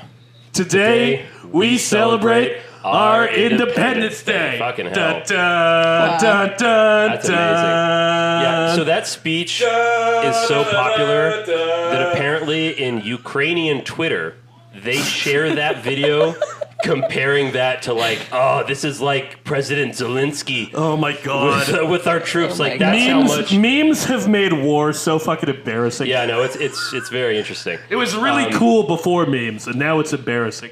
It's such a good, it's a crazy speech. And actually, I remember, speaking of Independence Day resurgence, if you recall, the first trailer for that was literally just clips of beautiful footage set to Bill Pullman's original speech. Makes sense. And they add reverb to it to make it sound big and exciting. And the movie, from what I've heard, is so bad, but man, that trailer hits. Yeah. Just because of it's a speech. Because that speech hits. It's a speech hits. It's if you the put it best. to something, it's gonna hit. Yeah. They did the same thing with the Hobbit trailer when they put Billy Boyd's song, "Shadows in Time," whatever the fuck it's called, where he's singing, where the road. Yes, exactly. It's same thing. You put something that hits to a trailer, it's gonna hit, but the movie can still be crap. Yeah. It's really sad. True. Yeah, I love that speech. Yeah. It's so good.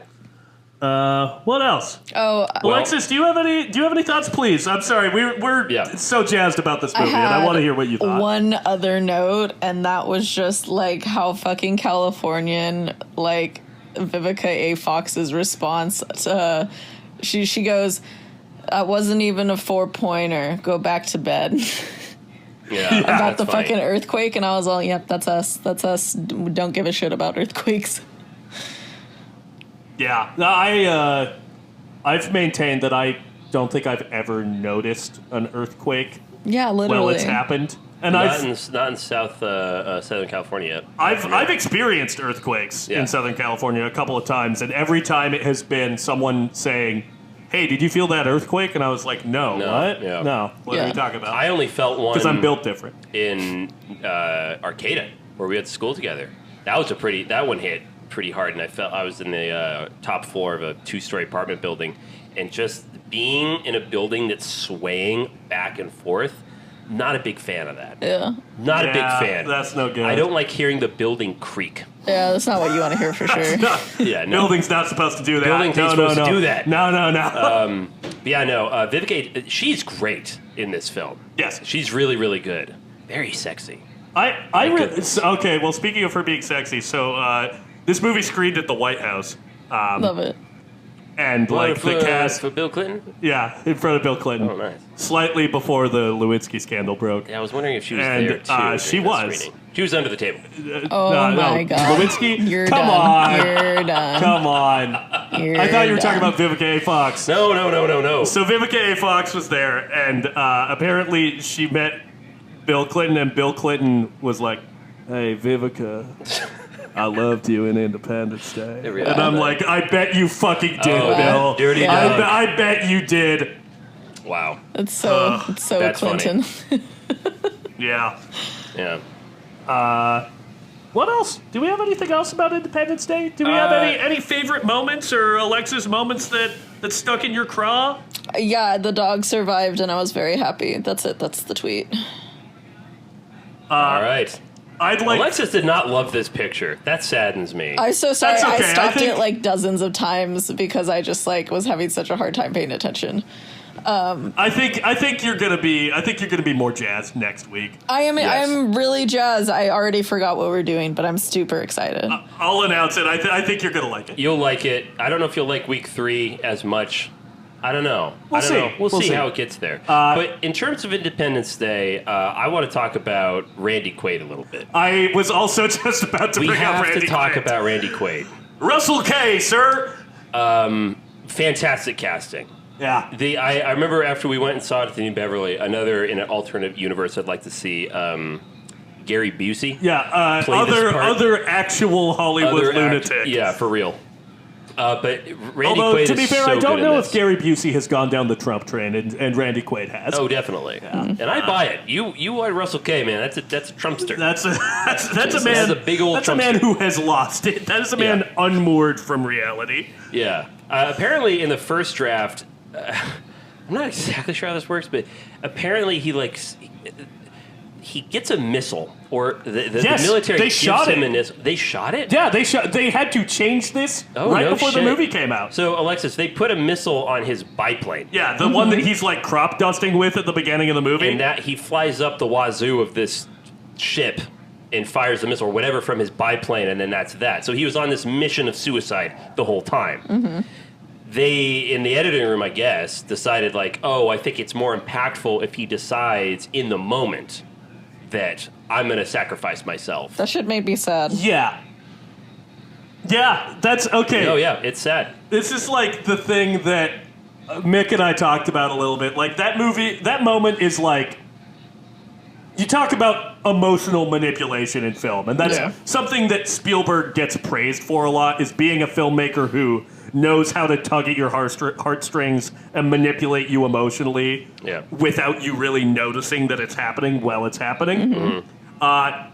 I absolutely can see all of the fucking levers pulling on my heartstrings in the Russell K sequence. Like, you know, you've got the sweeping score.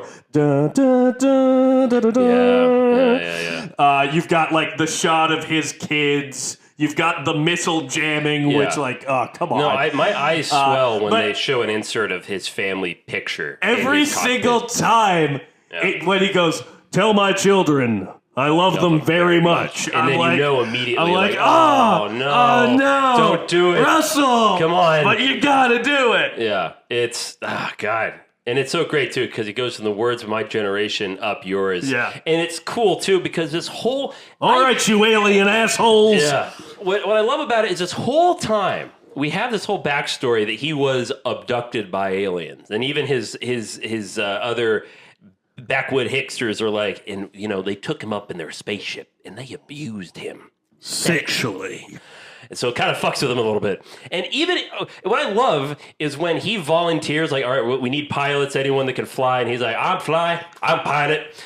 And then he says, oh, and by the way, on a personal note, when I was abducted by aliens years ago and they performed experiments on me, I've been dying for some payback.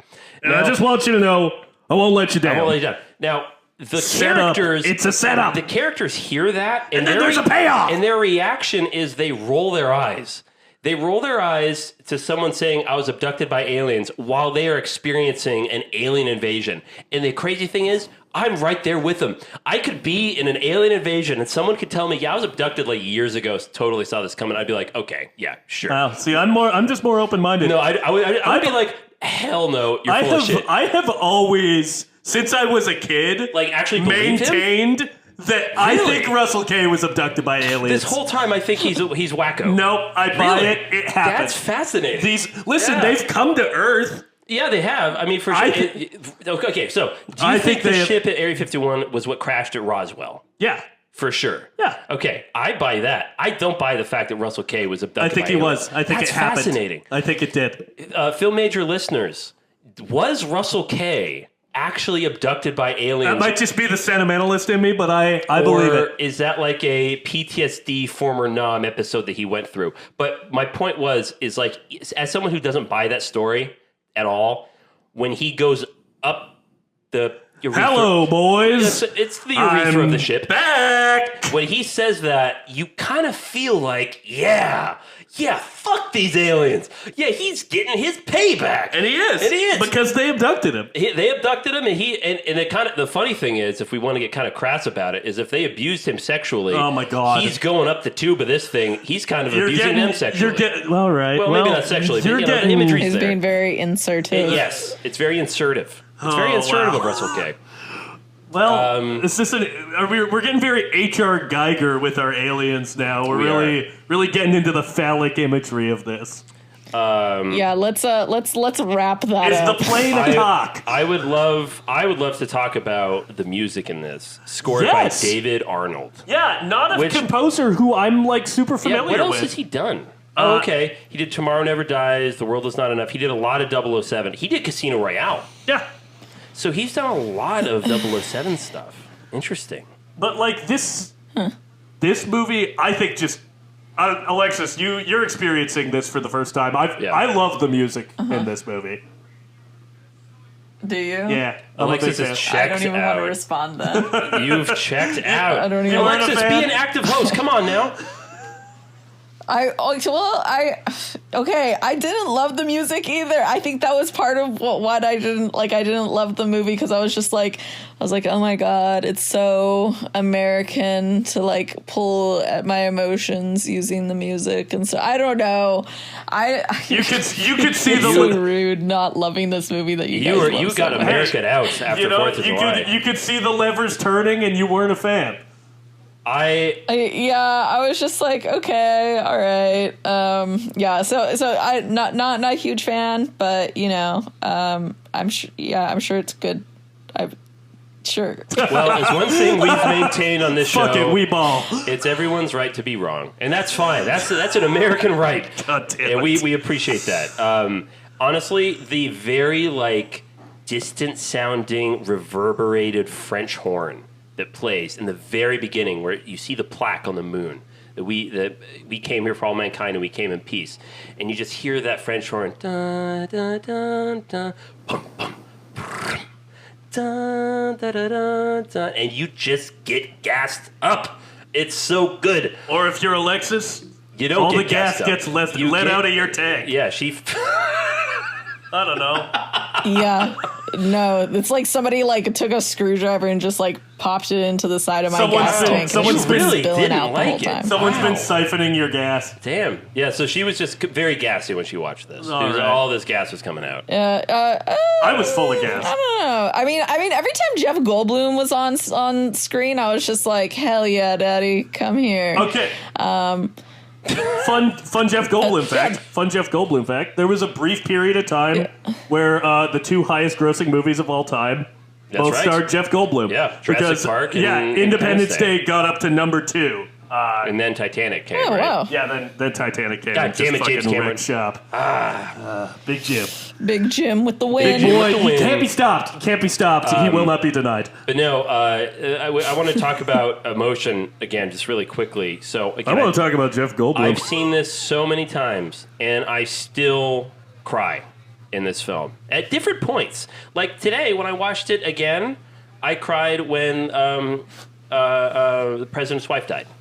Yeah, I think Bill Pullman's very good in that moment. Very, very powerful. I tear up during that scene quite often. But when we saw it at the New Beverly, and quite often when I watch it, I tear up not out of sadness, but out of complete awe of when the ships are arriving in New York and L.A.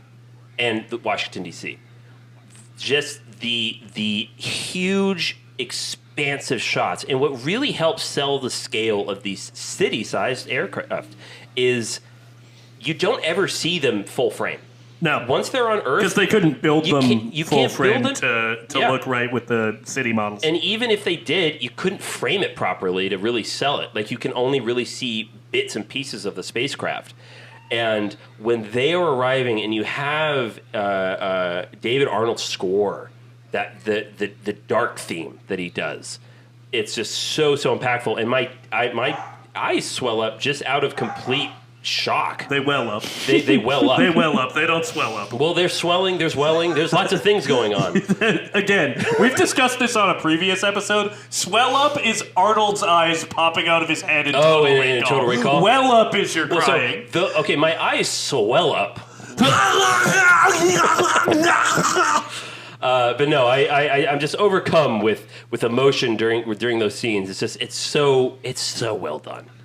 Lovely. There's no other. I don't think there's a better alien invasion movie. I can think of one. What is it? Really? I can think of one that I like more. What? You're going to get mad. What is it? It's Nope. Nope. Yeah. I'm not gonna get mad at that. I could disagree with it, but I'm not gonna get mad. I at think it. that's... For me, it's a fuller meal, but like... That movie paid my income for like 3 months. I can't be mad at that. Yeah, there it is. Come on now. That's true. Yeah. Yeah. That was the longest, steadiest job that I had other than bartending in LA. Hell yeah. Wow. Thank you, Jordan Peele. Yeah, and thank you, COVID. Yeah, thank you. Yeah. All right. Not the first time I've said that. Alexis, any final thoughts on Independence Day? Yes.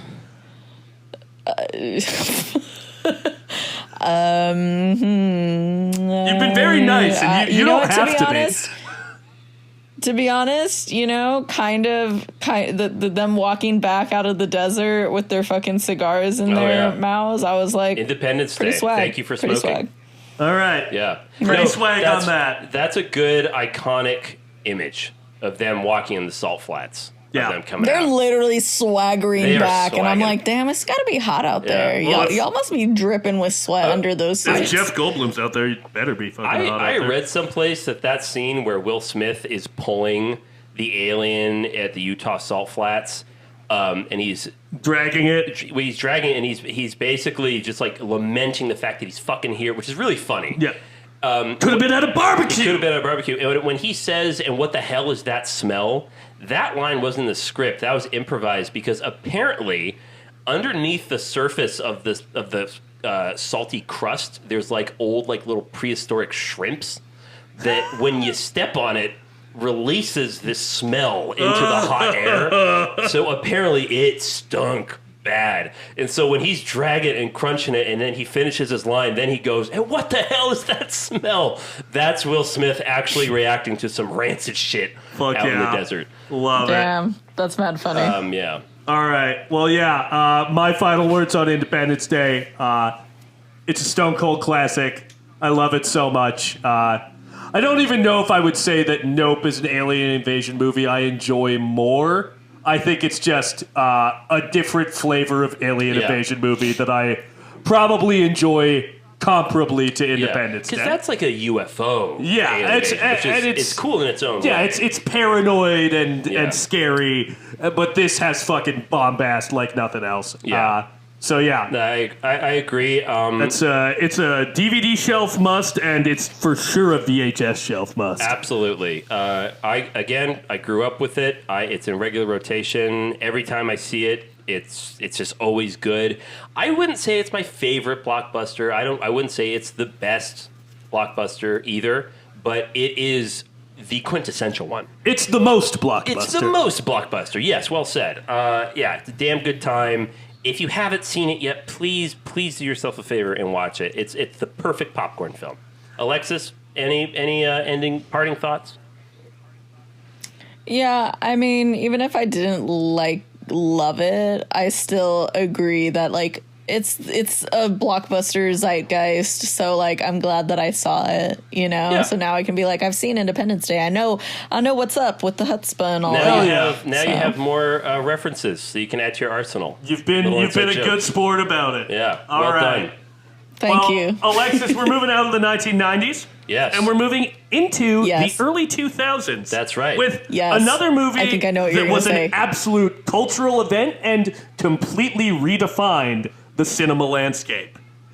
And it? that Yes. is Sam Raimi's Spider-Man. That's right. 2002, starring Yes! Tobey Maguire, Kirsten Dunst, and Willem Dafoe. And Willem Dafoe. And We're don't talking forget James Franco. Oh my god. I'm going to forget about it. We're talking about Sam Raimi. I can't wait. He is one of my I'm so stoked. fucking boys, Yeah. one of my filmmaking heroes, and I can't wait to talk about this movie. I haven't seen it I'm so since I fucking was stoked. a kid, so I'm really excited to revisit this. What? Yeah, Yeah. I have not seen this since I was a What? kid, so this will be very interesting for me. But yeah, this is great. We're moving on next decade. Very excited. Yes. Of all superheroes, Spider-Man is my favorite. I love him forever. Stan account, It's- Twitter account. It's me, Spider-Man. I can't wait to talk about this movie. I Yeah. watch it. It is a rainy day, sad time movie for Zach that picks me up. Interesting. And you can find it on Netflix or Disney Plus. That's it. That's Well, you short can and also sweet. find it on our shelf. That's right. That's how I'll be watching it. That's for And sure. if you want to find us, you can find us at FilmMajorsPod on Instagram and TikTok. And if you want to shoot us an email, tell us what was a blockbuster from the 1990s you were a big fan of. What's a 2000s blockbuster you love? By the way, there's so fucking many. Yeah. For the record, listeners, it was really hard for us to pick. This was a difficult month. especially the 90s blockbuster. Yeah. Because there's so many good ones. Shoot us an email. Yeah. FilmMajorsPod@gmail.com. Please, reach out. And on that note, Elvis has left the building.